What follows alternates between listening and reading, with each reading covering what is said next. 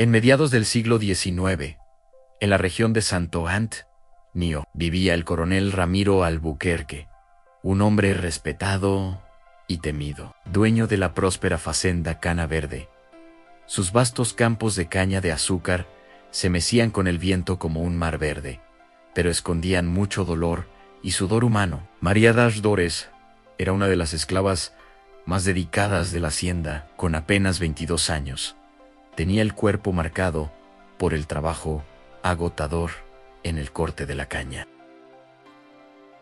Sus ojos castaños cargaban una tristeza profunda, pero también una fuerza silenciosa. Todos los días, desde el amanecer hasta el atardecer, cortaba las cañas afiladas que herían sus manos. Cargaba fardos pesados sobre su espalda y aún ayudaba en la molienda. Aún en medio del sufrimiento, María das Dores soñaba con una vida mejor. Soñaba con ser libre para tener una vida con dignidad. Fue en este contexto que se involucró con Joe, o Batista, el capataz de la hacienda. Él prometía protección y un futuro diferente, palabras dulces que se convirtieron en cenizas cuando ella descubrió que estaba embarazada. Al enterarse del embarazo, Joe, o Batista, reaccionó con frialdad y crueldad delante de los demás trabajadores.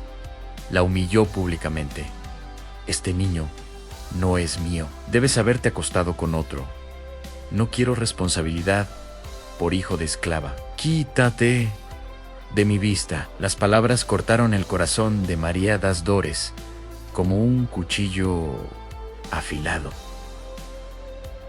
Cayó de rodillas en el suelo de tierra, sintiendo un dolor tan grande que apenas podía respirar. Las otras esclavas la miraban con lástima, pero nadie se atrevía a hablar. Esa noche, sola en la senzala oscura, lloró hasta que no le quedaron más lágrimas. La vergüenza, el abandono y el miedo al futuro pesaban sobre su pecho como una enorme piedra. Meses después, en una noche calurosa y sofocante, María das Dores dio a luz sola, con la ayuda únicamente de una vieja partera. Cuando tomó a la pequeña niña en sus brazos, sintió un amor tan fuerte que dolía. La llamó Isabel, nombre que significaba consagrada a Dios. Hija mía, te protegeré con mi propia vida, susurró ella, besando la frente de la recién nacida. Isabel creció en sus primeros 2 años, entre llantos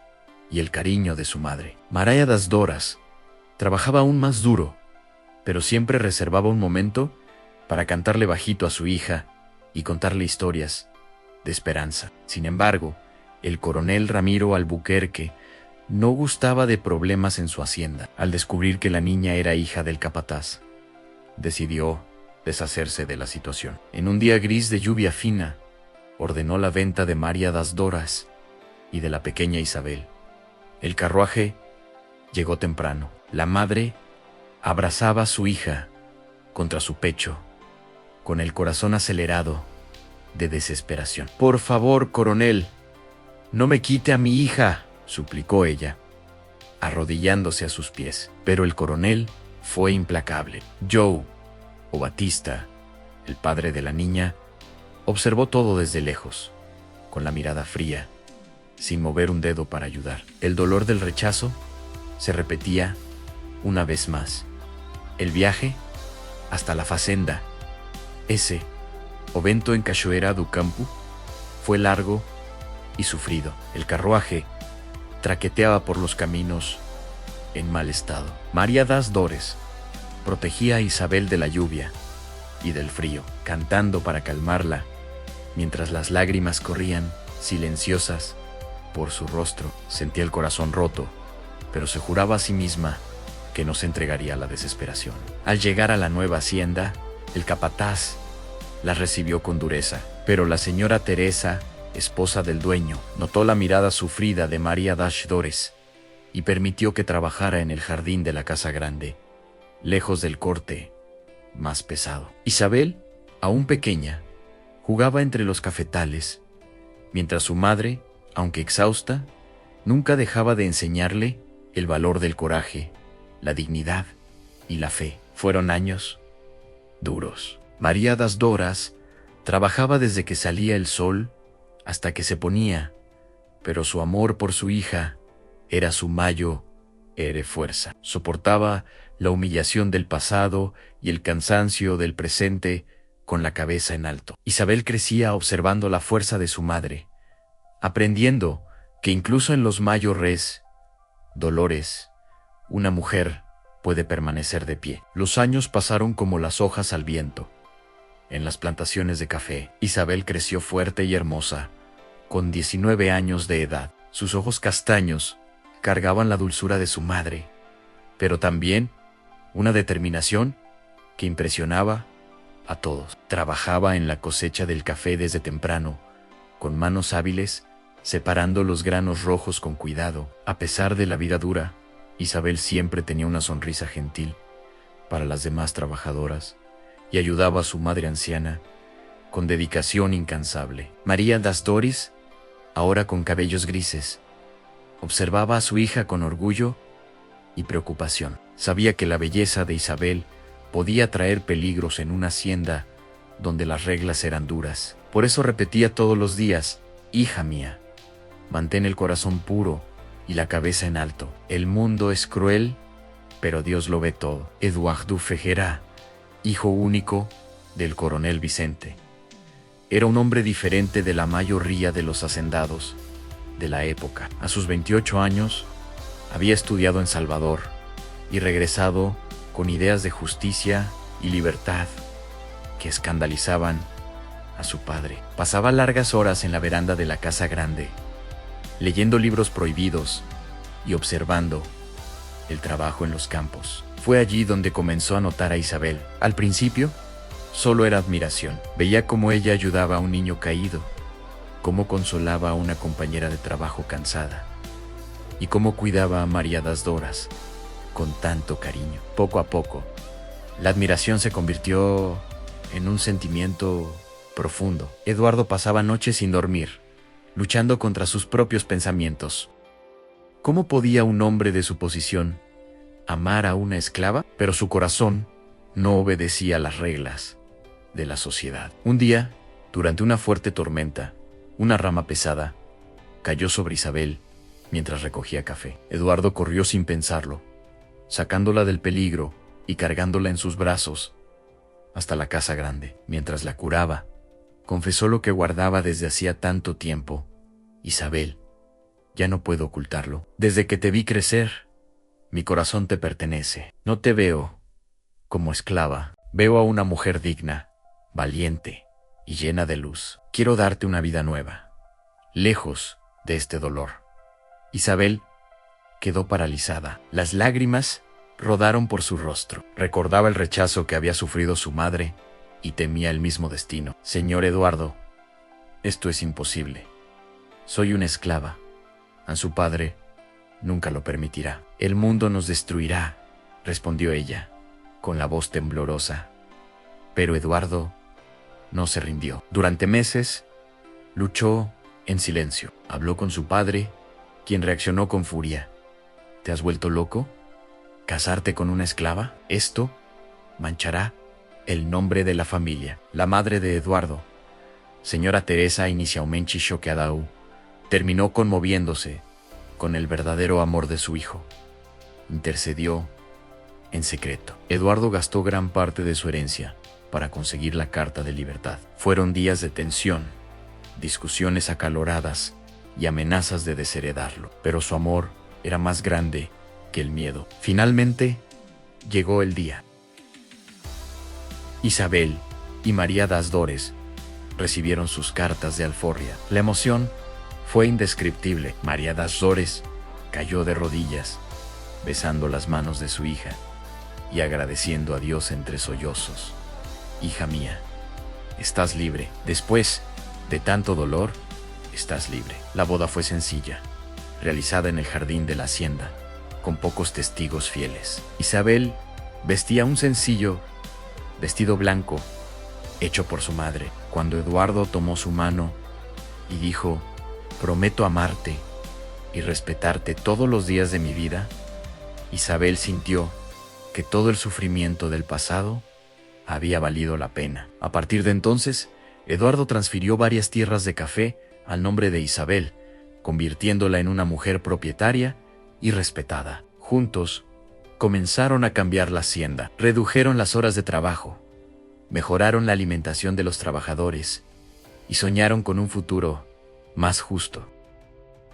El amor entre ellos era puro, marcado por la fidelidad absoluta, largas conversaciones por la noche y complicidad diaria.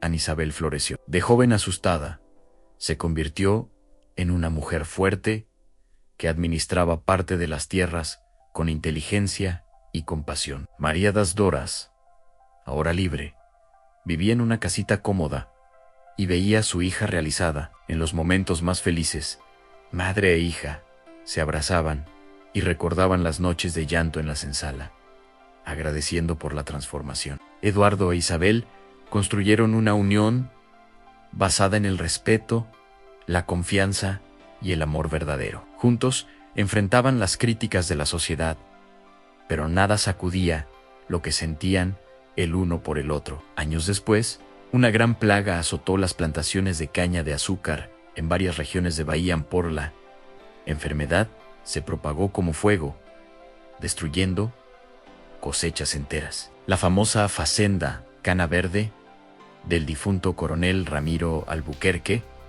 fue duramente afectada. Las cañas se marchitaron, las deudas crecieron y la propiedad fue puesta en venta junto con todos sus esclavos y el antiguo capataz, Joe o Batista, ahora un hombre envejecido, enfermo y amargado. La noticia llegó hasta Isabel y Eduardo en la fazenda S. Ovento, en Minas Gerais. Al leer la carta, Isabel sintió un fuerte apretón en el pecho. Los recuerdos dolorosos regresaron como una avalancha a la humillación de su madre, el rechazo de su padre, el carruaje lluvioso que las alejó. Lágrimas silenciosas corrieron por su rostro. Eduardo, notando su emoción, la abrazó con ternura. ¿Qué quieres hacer, mi amor? La decisión es tuya. Isabel respiró profundo, luchando contra el rencor que aún intentaba surgir. Después de una noche entera de reflexión, tomó su decisión. Eduardo, esa tierra lleva mi historia y el dolor de mi madre. Quiero comprarla, no por venganza, sino para curar el pasado y construir algo nuevo. Con la fortuna próspera de los cafetales, que milagrosamente no fueron afectados por la plaga, Eduardo compró la Fazenda Cana Verde a nombre de Isabel. El viaje de regreso a Bahía estuvo cargado de expectativa y emoción. Isabel sostenía la mano de su madre durante todo el trayecto, recordando las historias de sufrimiento. Cuando llegaron a la antigua hacienda, el escenario era de tristeza. Los campos antes verdes estaban secos y abandonados. Los esclavos miraban asustados a la nueva dueña. Yo, o Batista, ahora débil y encorvado, apenas podía levantar la mirada. Al reconocer a Isabel, su rostro palideció. Isabel se acercó a él con pasos firmes, pero sin odio en su corazón. Con voz serena y llena de dignidad, dijo: el pasado ya no me define. Podría odiarte por lo que le hiciste a mi madre y a mí, pero elegí perdonar. Que Dios te dé la paz que no nos diste. Yo, o Batista, cayó de rodillas, llorando por primera vez en muchos años, arrepentido demasiado tarde. María das Doris, ya anciana y frágil, caminó lentamente hasta el lugar donde había dado a luz a Isabel. Al ver a su hija, ahora como dueña de todo, se arrodilló en el suelo de tierra, tocándolo con sus manos temblorosas, y lloró lágrimas de profunda gratitud. Madre e hija se abrazaron largamente bajo el mismo árbol donde Isabel había jugado siendo niña. El abrazo duró minutos, lleno de sollozos y palabras de amor. Madre, mira dónde hemos llegado, susurró Isabel. Hija, todo el sufrimiento, cada lágrima, valió la pena, respondió María das Dores con la voz embargada. Eduardo e Isabel transformaron completamente la hacienda. Liberaron a todos los esclavos inmediatamente y crearon un sistema de trabajo justo, con salarios y viviendas dignas. Juntos, reconstruyeron los campos con nuevas plántulas resistentes. La unión de la pareja, basada en la fidelidad absoluta, el respeto y el amor verdadero, se convirtió en un ejemplo para toda la región. Con el tiempo, la felicidad llegó plena, 3 hijos nacieron, llenando las casas de risas y juegos. Isabel, de esclava rechazada, se convirtió en una gran propietaria respetada, pero nunca olvidó sus raíces. Todas las noches, ella y Eduardo se sentaban en la veranda, recordando el camino recorrido y agradeciendo por cada victoria conquistada con coraje. María das Dores vivió sus últimos años en paz, rodeada de nietos y del amor de su hija. Antes de partir, tomó la mano de Isabel y dijo: «Venciste, hija mía, no con odio, sino con amor». El dolor del pasado se había transformado en fuerza, y la hacienda, que un día representó sufrimiento, ahora florecía como símbolo de superación. El verdadero triunfo no está en nunca caer, sino en levantarse con dignidad, incluso cuando el mundo intenta aplastarnos. La historia de Isabel nos enseña que el dolor puede ser fértil, que el amor sincero y la fidelidad construyen puentes que el odio jamás podrá derribar, y que el coraje de perdonar es el mayor acto de libertad que una persona puede conquistar. No importa de dónde venimos, lo que importa es hacia dónde nos lleva nuestro corazón.